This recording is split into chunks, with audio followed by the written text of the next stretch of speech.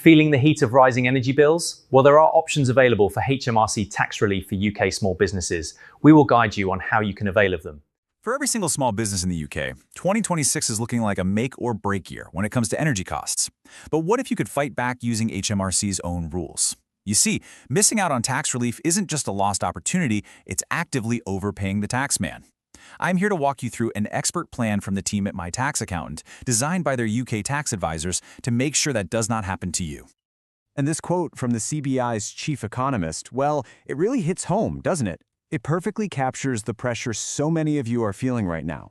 It's not just about paying the bills from one month to the next. It's about those sky-high costs stopping you from growing, from investing in your business's future.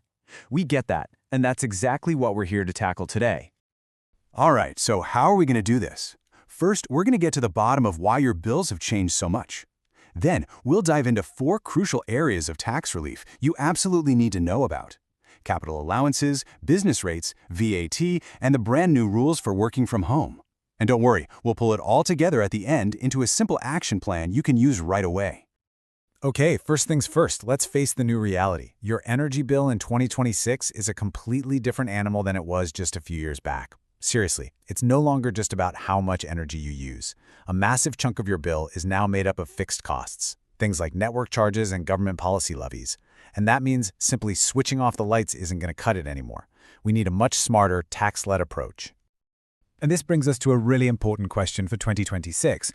Are you actually prepared for this? Because the tax reliefs we're about to talk about, well, they aren't automatic. HMRC is not just going to hand them over. The rules are changing, and if you don't actively claim what you're owed, you are quite simply overpaying your tax bill. End of story. So, let's get into the good stuff, the solutions. First up, capital allowances. Now, the best way to think about this is HMRC actually helping you pay for the very equipment that's going to lower your energy bills. It's an incredibly powerful tool for turning a big investment into an immediate tax saving. Now here's where it gets interesting for 2026. It's a classic case of the government giving with one hand and taking with the other. On the one side, the relief you can claim on your older assets, the writing down allowance, is dropping from 18% down to 14%. But on the other side, they're bringing in a really generous new allowance for fresh investment. This is where most people slip up. They see the reduction, but they completely miss the massive new opportunity. And this is that opportunity. This new 40% first-year allowance is an absolute game changer. Starting in January 2026, if you buy qualifying new equipment, say an energy-efficient heating system or new computers, you can knock a whopping 40% of the cost off your profits in year one. That means a huge boost to your cash flow right when you need it most. So let's look at your toolkit. For your day-to-day investments up to £1 million, the Annual Investment Allowance, or AIA, is still your go-to. For bigger, strategic purchases of brand new gear, you now have this fantastic 40% first-year allowance. Then you've got the Writing Down Allowance, now at 14% for your existing pool of assets. And hey, don't forget, the 100% allowance for installing electric vehicle chargers is still around, which is great news for any business looking to the future. Okay, here's a crucial tip for you. Because this is also new, HMRC's own software won't be fully updated until April 2027. So to get this new 40% allowance before then, you have to make a manual entry on your corporation tax return. You'll need to use these specific box numbers. Forgetting this simple step could mean you miss out on thousands of pounds of tax relief. Don't let that be you. All right, moving on. Savings aren't just found on your energy bill. From April 2026, there's a major reevaluation of business rates coming, and that brings some really interesting opportunities to cut down another one of your biggest overheads. And a key part of this is something called improvement relief. This is a brilliant incentive. It means you can make qualifying upgrades, like new heating, better insulation, even solar panels, and your business rates bill won't go up for a whole year, even though you've improved your property. It's basically a 12-month tax-free window to modernize and slash your energy consumption. And there are other important changes on the way. If you're in retail, hospitality, or leisure, the old relief scheme is ending, but it's being replaced with new, lower multipliers that should still help. There's also a new safety net scheme to cap bill increases for smaller businesses. And in a really welcome move, if you take on a second property, the grace period is being extended from just 1 year to 3 years, giving you so much more breathing room to grow. Right, Section 4. Let's talk about VAT on your energy bill. Now stay with me here. This affects thousands of businesses, and it's one of the most common ways people overpay without even realizing it. The question is very simple. Are you paying 20% VAT when you should only be paying 5%? I mean, just look at that difference. The standard rate is 20%. The reduced rate is just 5%. That's a 15 percentage point saving. On a decent-sized energy bill, that adds up very, very quickly. We're talking serious money here. So do you qualify? Well, there are a few ways. The most common one for small businesses is what's called the de minimis rule, basically low usage.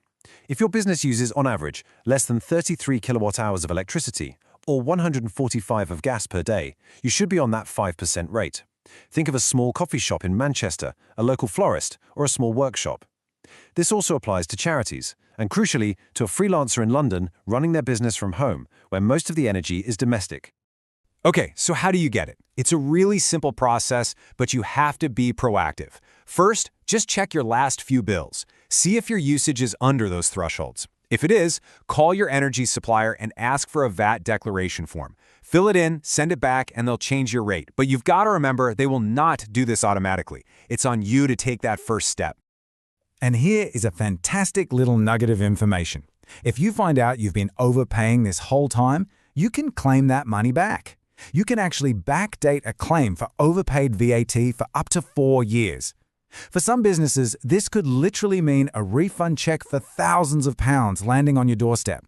It is absolutely worth 5 minutes of your time to check. Let's move on to our fifth section, and this one is a major shift in the rules for working from home. You'll definitely want to hear this bit, especially if you're a company director or you have employees who work remotely. From April 2026, the entire system for claiming tax relief on home office costs is changing. Let's be crystal clear on what's happening. Up until April 2026, an employee or a director could pop onto the HMRC website and claim a flat rate of £6 a week, no questions asked. From April 2026, that is gone, abolished. The only way to get tax relief now is if your company formally reimburses you for the actual extra costs of working from home. The responsibility has completely shifted from the individual over to the business. Now, it's really important to stress this does not affect you if you're self-employed. If you're a sole trader or in a partnership, you can breathe a sigh of relief. The simplified expenses scheme that you use, that's continuing just as it is, with the flat monthly rates based on the hours you work. So for you guys, nothing changes. Okay, we have covered a lot of ground. So let's pull all of this together into a simple, practical action plan. This is all about turning knowledge into actual savings in your bank account. Here's your checklist. First, look at any new kit you're planning to buy and check if it qualifies for that powerful 40% first-year allowance. Second, after this, go and dig out your energy bills and check your usage for that 5% VAT rate. Third, if you're planning any upgrades to your property, find out if improvement relief could save you on business rates. Fourth, if you're a company director, you must review your work-from-home expense policy before that April deadline hits. And finally, the most important point of all, be proactive. None of this happens by itself.